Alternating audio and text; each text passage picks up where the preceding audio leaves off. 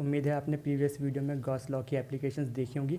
अब उसकी एक और एप्लीकेशंस यहाँ पर है, electric field intensity due to a thin infinite plane sheet of charge. इसका मतलब है अगर आपके पास एक चार्ज की शीट है तो इसकी वजह से किसी पर्टिकुलर पॉइंट पर कितना इलेक्ट्रिक फील्ड लग रहा होगा वो आपको निकाल के बताना है।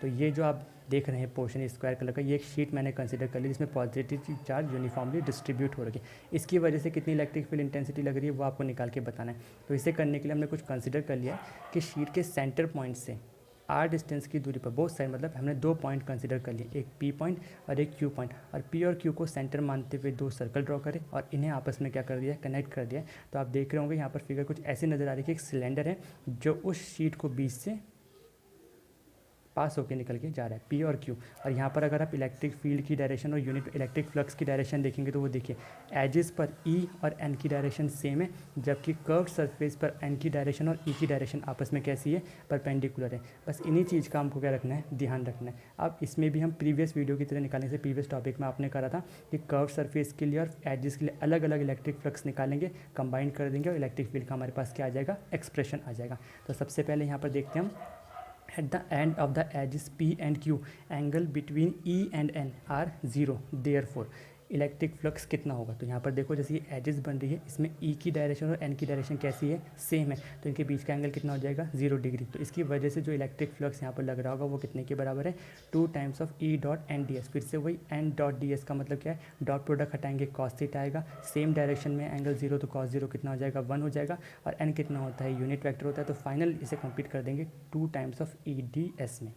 On the curve surface E और N are perpendicular to each other, therefore no contribution to electric flux. Figure देख के आपको समझ में आ रहा होगा कि यहाँ पर E की डायरेक्शन और N की डायरेक्शन, ये देखो E और N के बीच में एंगल कितना बन रहा है, 90 डिग्री, तो cos 90 कितना हो जाएगा, 0। यानी कि इस केस में कर्व सरफेस जो है आपकी ये पूरी की पूरी, ये कुछ भी इलेक्ट्रिक फ्लक्स के लिए कंट्रीब्यूट नहीं करेगी। एजेस का निकाल चुके हैं, कर्व सरफेस का निकाल चुके हैं, अब दोनों को आपस में क्या कर देंगे, ऐड कर देंगे। तो total electric flux phi E जो निकल के आएगा वो कितना आ रहा है, 2 times of E D S. यहाँ पर क्या लिखना पड़ेगा, 0, लेकिन मैंने 0 मेंशन नहीं किया क्योंकि कर्व सरफेस तो कंट्रीब्यूट कर ही नहीं रहा है। तो ये तो टोटल इलेक्ट्रिक फ्लक्स निकल के आया।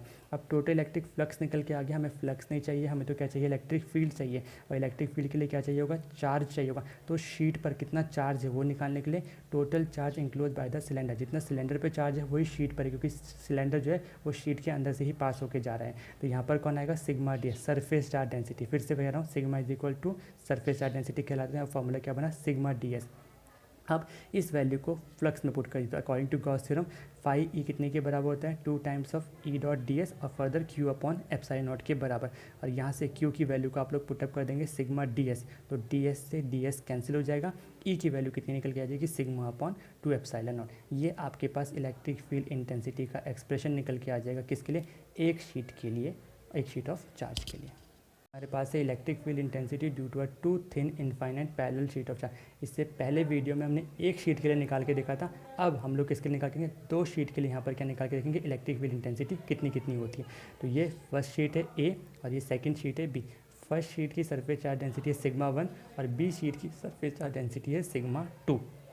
अब यहाँ पर जो ये एरोज़ के साइन बना रखे हैं इलेक्ट्रिक फील्ड की डायरेक्शन शो कर रहे हैं, तो इसको बनाना बहुत ईजी है, ज़्यादातर स्टूडेंट इसी में कंफ्यूज होते हैं, तो इसमें कंफ्यूज होने की ज़रूरत नहीं है। आप पहले फर्स्ट शीट को देखिए, इलेक्ट्रिक फील्ड, इसकी वजह से इलेक्ट्रिक फील्ड इंटेंसिटी कितनी है, E1, और बी वाले की वजह से कितनी है, E2। सबसे पहले E1 को देखिए, तो इस शीट की वजह से लेफ्ट हैंड साइड में E1 की डायरेक्शन होगी, जब राइट हैंड साइड में जाएंगे तो E1 की डायरेक्शन होगी, और जब ये E1 सेकंड शीट तक पहुंचेगा तब भी E1 की डायरेक्शन क्या होगी, इस तरफ। कॉमन सेंस की बात है। फिर सेकंड शीट की बात करते हैं, इसमें E2 की डायरेक्शन राइट हैंड साइड में, इस तरफ से E2 की डायरेक्शन ये, और जब ये E2 वाला फर्स्ट शीट को पास करेगा तो E2 की डायरेक्शन क्या होगी, ये। इस तरीके से आपको एरोज़ लगाने पड़ेंगे, तब जाके आपको पता लगेगा कि E1 और E2 के हमने साइन क्या लेने हैं। साइन लेना भी बहुत आसान है, लेफ्ट हैंड साइड की सारी चीज़ें negative, means left hand side की तरफ जो जा रही होंगी वो नेगेटिव होंगी, और राइट हैंड साइड की तरफ जो मूव कर रही होंगी वो पॉजिटिव होंगी। अब यहाँ पर कुछ हम कंसिडर कर लेते हैं कि सबसे पहले हमने मान लिया कि E1 की वैल्यू कितनी है, सिग्मा 1 अपॉन 2 एप्सिलॉन। ये कहाँ से है, अभी प्रीवियस वीडियो में अभी निकाला आपने कि E की वैल्यू कितनी होती है, sigma upon 2 epsilon.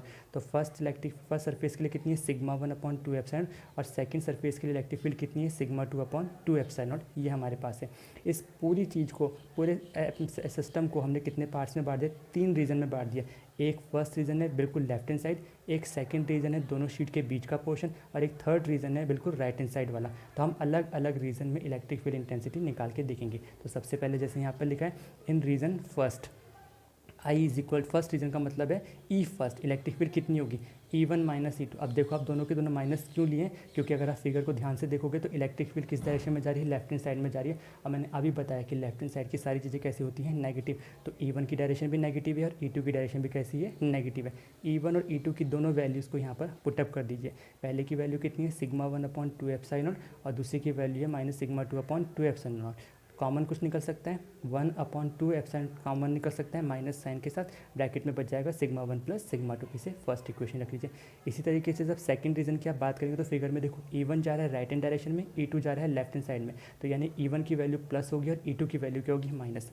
E1 minus E2, इसकी वैल्यू को आप लोगों ने पुटअप करा, sigma 1/2 epsilon naught, sigma 2/2 epsilon, common निकालिए, sigma 1 minus sigma 2, second equation आ जाएगी। जब थर्ड रीजन की बात करेंगे तो E1 और E2 देखिए दोनों राइट हैंड साइड में जा रहा है, तो दोनों ही केसेस यहाँ पर क्या हो जाएंगे आपके प्लस के, यानी कि E थर्ड कितना आएगा, E1 प्लस E2।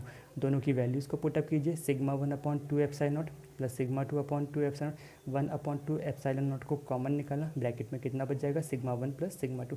इसे थर्ड इक्वेशन। तो इस तरीके से हमारे पास फर्स्ट सेकंड थर्ड रीजन की इक्वेशन की फॉर्म में इलेक्ट्रिक फील्ड इंटेंसिटी आ गई।